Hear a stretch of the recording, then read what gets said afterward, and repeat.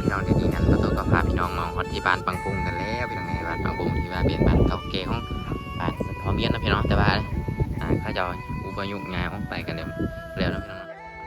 นี่บ้านเก่าเขาจะเลยมาเห็นเป็นบอลปลูกขิงกันเลยพี่น้องไงเปลี่ยนแปลงเป็นสวนขิงไปเลยพี่น้องไง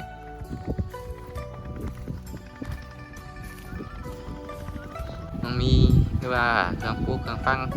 บ้างใหม่ที่ว่าอย่างลงเรือกับไงเป็นมาร์กเป็นดอกกันแล้วพี่น้องไง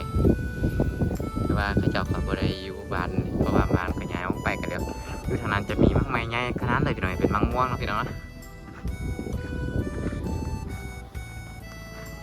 ผู้ที่ขับรถซิ่งกายไปเมื่อกี้นั่นก็คือเขาเจ้าแต่ก่อนอยู่บ้านบนนี้แหละพี่น้องไงทีนี้เขาจะย้ายไปอยู่บนอื่นพี่น้องไงก็น่าจะเป็นอะไรนะเครื่องใส่เครื่องเก่าของเจ้ากันเนาะพี่น้อง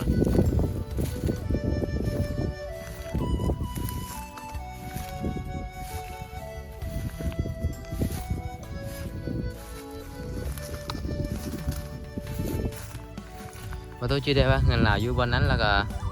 มาตีเล็กยังอยู่ทางนี้พี่น้องไงบอลตีเล็กของเราอยู่บนนี้ไม่ไหนพี่น้องไงบอลตีเล็กของเราอยู่บนนี้โอ้โห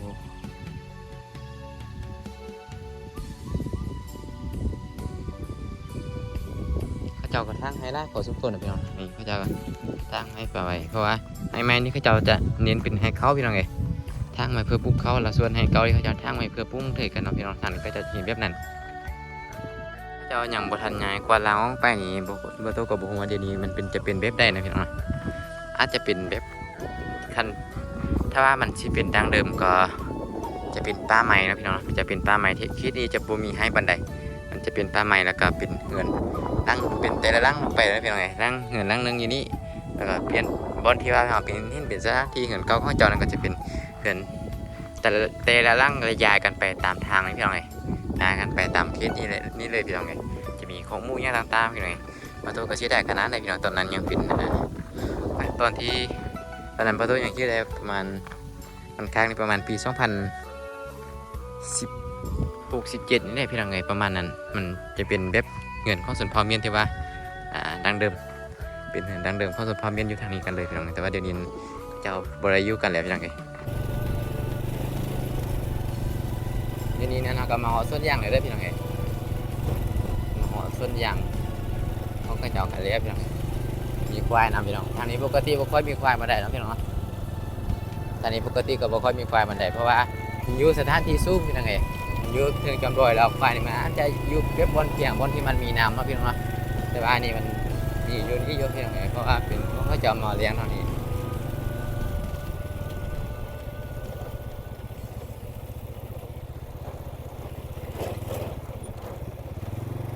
ควายนี้ประตูเล่าความจริงเลยพี่น้องไงแต่ปีนี้นี่แหละพี่น้องไงว่าควายส่วนคนตายอยู่ร่วมกันเลยพี่น้องไงมันควายมันแบบว่าตามที่ประตูได้ยินเล็กน้อยมาว่าแบบว่ามันบอยู่นำฟุ้งนะพี่น้องมันเป็นหัวเถิกใหญ่มันอาจจะแบบว่าส่วนกันหรือว่านี่มาเลยแบบนี้นี่เลยพี่น้องเลยเราเขาจะมาเอาเราเอามาเกลือยังมารอมันที่ต้องพี่น้องเลยแต่ว่ามันหายเกลือเราเอาบ่ได้มันก็เลยส่วนคนเสียชีวิตเลยเด้อพี่น้องเสียชีวิตคาที่เลยเพราะว่ามันเข้าไปเลยเด้อพี่น้องมันจะเข้าไปเลยเป็นประชาชนทางบ้านนาทางนะพี่น้องนะ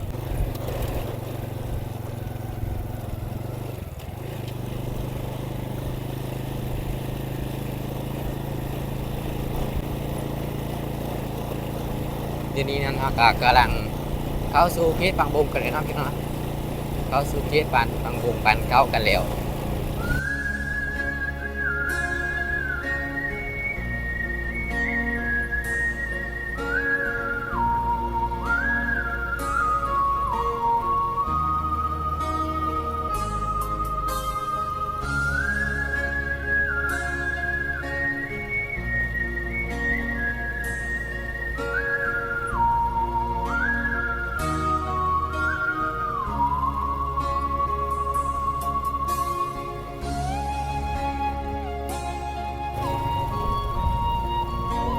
จะพูดทางนี้กับกวางขนาดไหนได้พี่น้องเลยจะพูดทางกวางขนาดเลย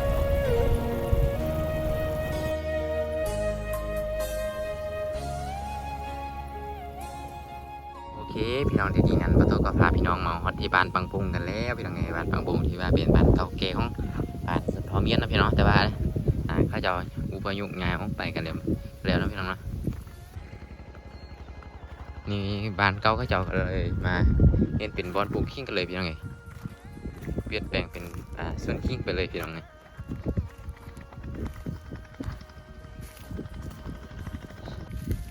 อยู่วันนี้ก็จะเป็นพื้นหินนะพี่น้องพื้นหินพื้นซีมังพี่น้องไงก็จะมาสร้างป่าไว้วันนี้รถไถไปเลยนะพี่น้องไถไปเลยก็เลยปลูกขิงไปเลย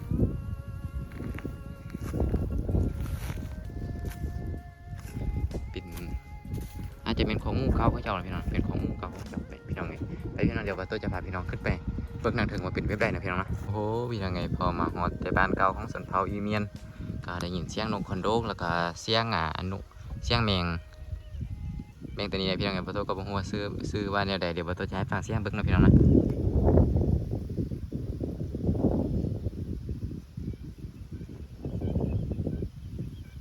เสียงเป็นมินนี่เลยพี่น้องไงประตูก็บอกว่าเป็นเสียงแมงอีหยังกันแท้พี่น้องไงภาษาอีเมียนเขาเอิ้นว่ามันจะเป็นอีกซื้อนึงนะพี่น้องมันจะบ่คือซื้อของสนเผาลาวพี่น้องไงมันจะบ่คือซื้อลาวมันจะเป็นอีกสนเผานึงได้ยินเสียงแมงอันนี้ผสมผสานกับเสียงนกคอนโดกนะพี่น้องนะเสียงแมงตัวนี้ผสมกับเสียงนกคอนโดกกันก็เป็นเสียงที่ประจำชนเผ่าของชนเผ่าเมียนในชนเผ่าวงนะพี่น้องนะจะเป็นเสียงประจำชนเผ่ากันเลยต้องมีคือว่าเครื่องปูเครื่องฟังบ้างใหม่ที่ว่าอย่างลงเรือกับไงเป็นมาร์กเป็นดอกกันแล้วพี่น้องไงแต่ว่าเขาเจ้าก็บ่ได้อยู่บ้านเพราะว่าบ้านก็ย้ายออกไปกันแล้วอยู่ทางนั้นจะมีบ้างใหม่ใหญ่ขนาดเลยพี่น้องเป็นมังม่วงนะพี่น้องนะผู้ที่ขับรถซิ่งกลับไปเมื่อกี้นั่นก็คือพระเจ้าแต่ก่อนอยู่บ้านบนนี้แหละพี่น้องไงทีนี้เขาจะย้ายไปอยู่บนอื่นพี่น้องไงบนนี้แต่ก่อนเป็นดินเงินนะพี่น้องเป็นดินเงินเห็นเงินลังใหญ่ๆอยู่บนนี้กันเลยเด้อพี่น้องไงแต่ว่าเขาจะย้ายลงไปบ้านกันแล้วพี่น้องไงส่วนครอบครัวเห็นลังใหญ่ๆนี่เขาจะย้ายลงไปบ้านส่วนนี้ก็จะเป็นดินเงินเขาจะอีกบนนึงนะพี่น้องเงินนี้แต่ก่อนประตูอย่างชื่อใดอยู่เด้อพี่น้องไงมาขุดเอานอพี่น้องไงมาตัดเอานอมาเก็บเอานอเพื่อไปเห็ดนอทุกนั่นเองเงินนี้จะเป็นเงินล่างกับใหญ่อยู่พี่น้องไงเป็นเงินล่างใหญ่อยู่เป็นพอเท้านะพี่น้องเขาจะมาอยู่อาศัยอยู่บนนี้พี่น้องไงแต่ก่อนเราอยู่บนนี้ก็ตีเล็กนะพี่น้องนะตีเล็กก็คือเอาเล็กมาให้เราตียักได้จุกกับบอกเราตีจุกให้นะพี่น้องถ้าว่าเขายักได้เป็นมีนก็ให้เราตีให้กระไดพี่น้องไงแบบเป็นนังเชี่ยวชาญทางด้านนี้พี่น้องไงแบบเขาจะใช้แบบวิธีโบราณเพื่อเห็ดจุกกินมีดต่างๆนะพี่น้องนะเงินเราอยู่วันนี้เนี่ยเลยก็น่าจะเป็นอะไรนะเครื่องใส่เครื่องเก่าของเจ้ากันเนาะพี่น้องนะ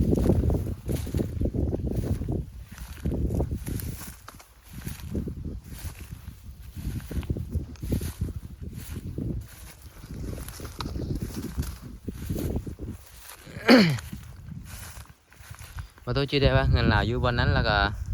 มาตีเล็กยังอยู่ทางนี้พี่น้องไงบอลตีเล็กของเราอยู่บนนี้แม่ไหนพี่น้องไงบอลตีเล็กของเราอยู่บนนี้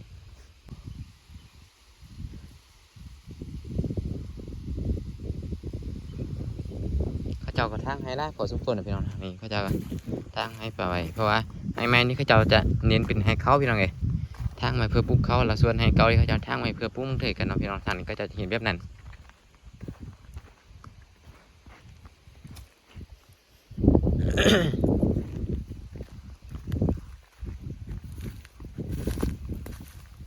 อยู่บนนะพี่น้องเขาอยากจะทางให้ทางนั้น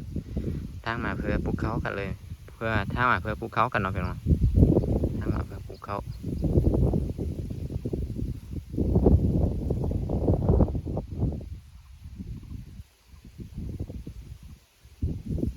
เดี๋ยวนี้นั่นก็เป็นเวลา5 โมงอย่างกันเนาะพี่น้องเดี๋ยวบาโต้จะพาพี่น้องลงไปบนน้ำห้างริมตอนที่บาโต้พาพี่น้องไปกินข้าวป้านั่นว่าเป็นเว็บใดกันนะพี่น้อง ส่วนวันนี้พอโตก็ยังชื่อใดพี่น้องเป็นเงินข้องลุงลุงอูเนาะพี่น้องนะคนนี้ก็คือลุงอูหลังจากที่ว่าเขาจะยาออกไปเงินดินเงินเก่าเขาเจ้าก็เป็นให้เป็นสดไปแบบนี้กันเลยลุงอูก็คือเป็นน้องชายของลุงซูแล้วพี่น้องนะลุงโลแล้วก็ลุงซ่านแล้วก็ลุงซูแล้วก็ลุงอูแล้วก็ลุงมาที่ลุงลายนะพี่น้องนะลุงลายกับลุงลงมาที่แม่ของปาโต้นี่เลยพี่น้องเลยแม่ของปาโต้จะเป็นลุงล้านะพี่น้องนะเป็นลุงล้า